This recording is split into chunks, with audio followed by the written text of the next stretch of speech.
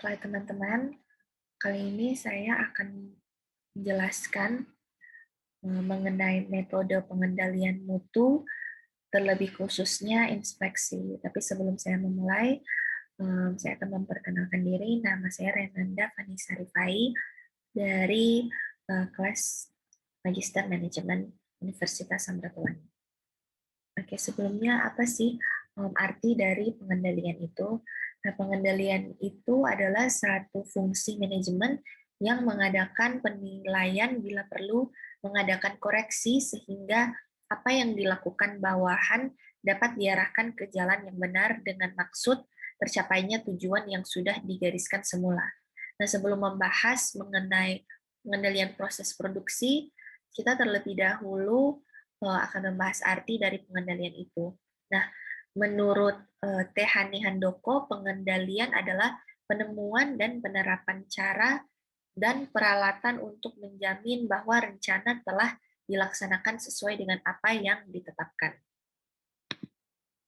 Nah, arti dari pengendalian mutu atau quality control menurut Asauri menyatakan bahwa pengendalian mutu itu sebagai suatu aktivitas yang dilakukan oleh perusahaan dalam menjamin segala proses produksi serta operasi yang ada dalam menciptakan sebuah produk untuk berjalan sesuai dengan rencana yang telah dibuat, dan jika suatu kesalahan, maka terjadi sesuatu kesalahan, maka dapat diperbaiki agar rencana yang ada tetap dapat dilaksanakan.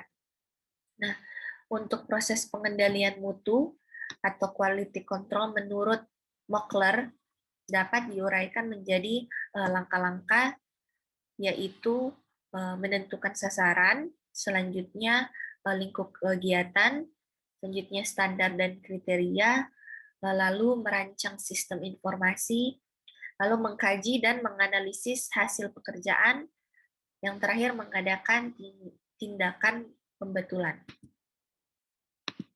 Selanjutnya, untuk kegiatan pengendalian kualitas merupakan bidang pekerjaan yang sangat luas dan kompleks karena semua variabel yang mempengaruhi kualitas harus diperhatikan. Secara garis besarnya, pengendalian kualitas dapat diklasifikasikan sebagai berikut, yaitu yang pertama pengendalian kualitas bahan baku.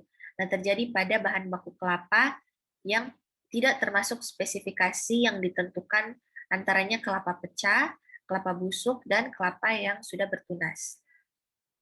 Yang selanjutnya, pengendalian dalam proses produksi, yaitu pengendalian yang dilakukan agar meminimalisir kegagalan dalam tahap produksi. Adapun kegagalan yang terjadi di luar kendali perusahaan, yaitu seperti mesin serta adanya pemadaman listrik. Selanjutnya, pengendalian kualitas produk akhir itu adalah seperti pengendalian pada tahap ini terjadi pada kemasan yang bocor serta mikronya yang tinggi karena tidak sesuai dengan spesifikasi yang ditetapkan. Nah, selanjutnya yaitu faktor pengaruh dari pengendalian mutu, terdiri dari kemampuan pengolahan, spesifikasi yang valid, ketidaksesuaian yang diperoleh, dan anggaran mutu. Selanjutnya yaitu inspeksi. Nah, di dalam manajemen pengendalian kualitas, inspeksi adalah suatu elemen yang memiliki peranan penting. Inspeksi ini dibutuhkan agar bisa memastikan kualitas produk yang dihasilkan bisa sesuai dengan ketentuan dan juga standar, sehingga hasil kepuasan pelanggan bisa dijaga dengan baik.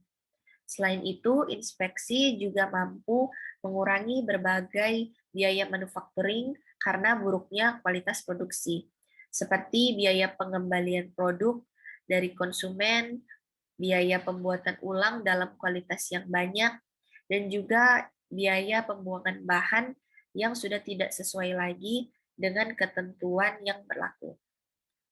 Baiklah, itulah sedikit penjelasan dari saya mengenai metode pengendalian mutu, terlebih khususnya inspeksi. Terima kasih.